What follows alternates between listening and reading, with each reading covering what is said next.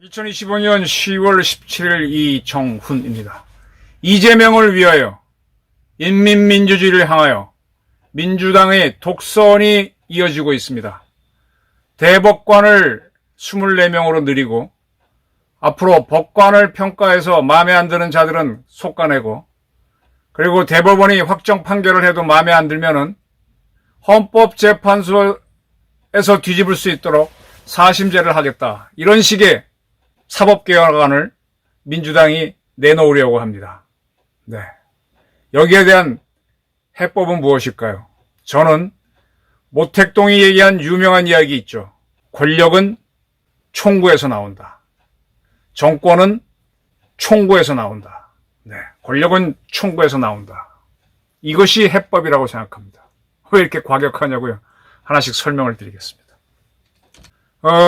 지금 김상환 씨가 헌법재판소장입니다. 66년생 말띠입니다. 대전 출신이죠. 아버지는 6.25 전쟁 상위 군인이고 어머니는 보훈병원 군무원이었다라고 합니다. 대전서 고등학교 나왔고 서울대 법대 나왔습니다. 30회 사시 합격, 연수원 20기. 그리고 이제 판사로 인권해서 쭉 지내왔습니다. 국제법연구소에서 활동한 이력이 있고, 진보 성향의 법관을 해온 거는 거의 명백합니다. 18대 대선 때 박지만 씨에 대한 허위사실 공표 혐의로 주진우 기자하고 지금 유명한 김어준 씨가 기소됐을 때 이 김상환 판사는 언론의 자유를 인정해 무죄를 판단한 적이 있습니다. 그러면서 언론의 자유는 민주국가에서 가장 중요한 기본권 중 하나다. 국민에게 정치적 의사결정에 필요한 정보나 의견을 제공하기 위해 이루어지는 언론 활동은 중대한 헌법적 법익을 침해하지 않는 한 최대한 보장해야 한다라고 그랬습니다. 참 이 언론의 자유가, 저도 참 이 언론을 해왔지만은 어렵더라고요. 왜 언론의 자유를 인정하는가 하면은, 제가 이해하는 건 그래요. 대한민국 정부는, 대한민국의 주인은 누굽니까? 저와 이 방송 보시는 국민들이 주인입니다. 이 국민들이 부리는 하인이 누구냐? 대한민국 정부입니다. 그래서 나는 욕을 해도 되고 때려도 되고 하인이니까 막대해도 돼요, 정부를.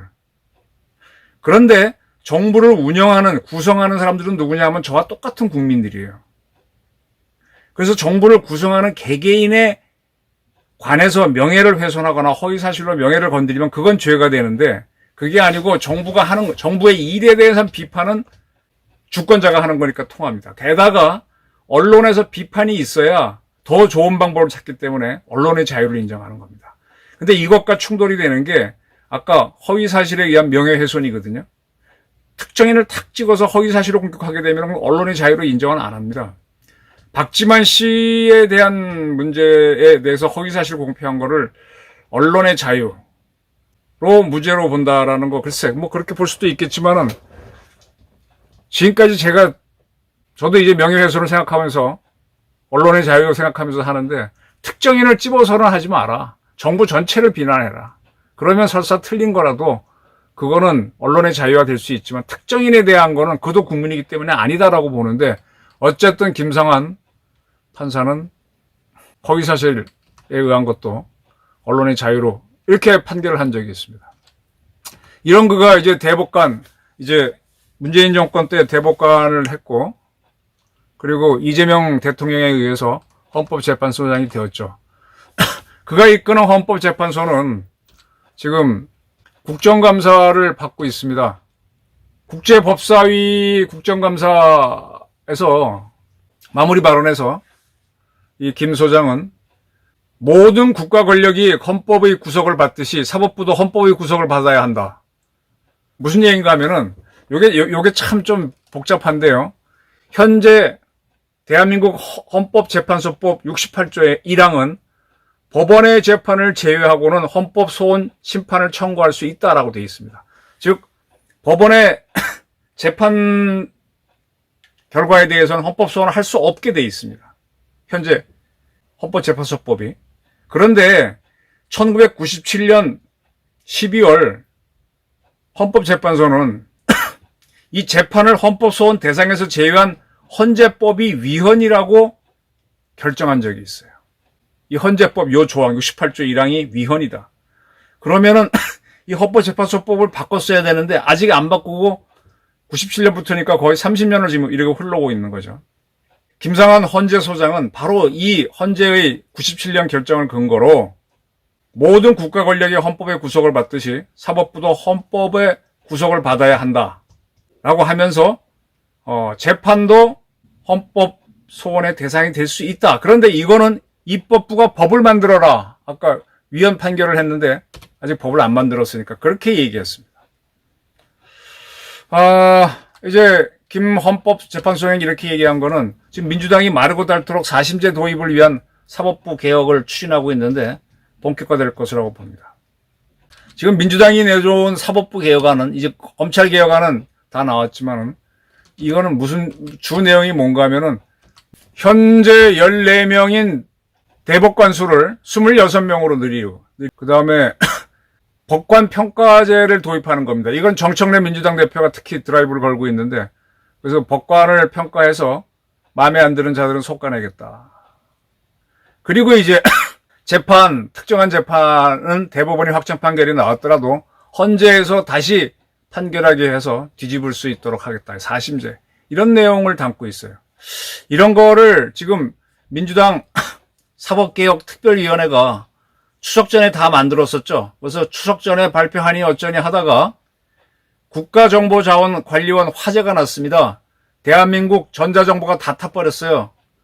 그래서 추석 전에 발표하지 못하고 지금까지 재고 있는 겁니다. 그래서 이제 조희대 대법원장을 불러서 망신을 주려고 그랬는데 조희대 대법원장이 청문회에 응하지 않고 묵묵히 버텼습니다. 그러니까 민주당 법사위원들이 대법원으로 몰려가서 아주 법단에 올라가서 점거하듯이 시위하듯이 사진 찍고 제 표현으로는 거의 발광 지랄을 했습니다. 제 친구 중에 제가 굉장히 좋아하는 변호사가 있는데 그 친구는 평생 변호사를 했어요. 근데 이렇게 페이스북에 썼더라고요. 나는 지금은 이제 저희도 나이가 많으니까 어떠한 판사가 있든 없든 법정에 들어가면 항상 목례를 했고 나올 때도 목례를 하고 나왔다. 이거는 내가 그 판사한테 내 재판을 잘 봐달라. 내가 당신을 존경한다는 뜻이 아니라 대한민국 사법부를 존중한다는 뜻으로 그렇게 해왔는데 이 정치인 집단들이 무도하게 그 법대에 올라가서 희희낙낙하는 걸 보고 매우 참담한 심정이었다 이렇게 썼습니다. 그렇게 하면 안 되죠. 지금 무슨 운동권 애들이 미국 문화원 점거해서 투쟁하는 겁니까? 대법원 점거 시위하는 거예요? 이렇게 분위기를 잡는 게 뭐냐? 이 조희대 지금 이제 많이 나오는 게 조희대를 포함한 대법관들이 당시 이재명 공직선거법 위반을 파기환송하지 말고 자판 유죄로 스스로 판단해 버렸으면 제일 좋았을 것이다. 그런 얘기를 많이 하죠. 그러면 이재명은 유죄가 나오니까 대통령 선거가 뭐고 바로 이제 아무것도 안 되는데 그때 파기 자판하는 환송하는 바람에 이재명이 대통령이 돼서 거꾸로 이제 사법부가 칼을 맞게 됐는데 어쨌든 거기에 대한 보복으로 저렇게 민주당이 날뛰고 있습니다. 거의 지랄 발광을 하는 수준인데 그렇게 이제 모욕을 주고 나서 이제 헌재 국정감사를 하면서 헌법재판소장 이분도 대법관을 지낸 분인데 원론적인 이야기는 했습니다. 그러나 재판 소원을 할 수 있다.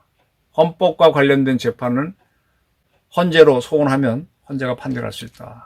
그래서 4심제로 하겠다. 이런 뉘앙스를 마당을 만든 걸로 저는 보입니다. 지금 박은정 씨 검사 출신이죠. 박은정 의원 조국혁신당 지귀현 판사가 형사법을 정면으로 위반해 윤석열을 풀어줬다. 지귀현 판사의 내란 재판이 잘못돼 윤석열에 대해 무죄가 확정될 경우에는 다툴 방법이 없다라고 하면서 재판 소원을 해야 된다 라고 주장하고 있고, 박균택 민주당 의원도 이재명에 대해서 파기환송 대법원이 했었죠. 그걸 거론하면서 대통령을 국민이 뽑아야 하는데 법원이 자기 손으로 뽑으려고 했다. 법원이 대통령을 뽑으라는 게 아니라 잘못된 놈을 잘못됐다고 한 거지. 근데 이렇게 주장합니다. 그래서 헌재가 법원을 통제하자는 재판 소원 주장이 나온다. 이런 주장들을 하면서 한참 분위기를 잡아왔어요.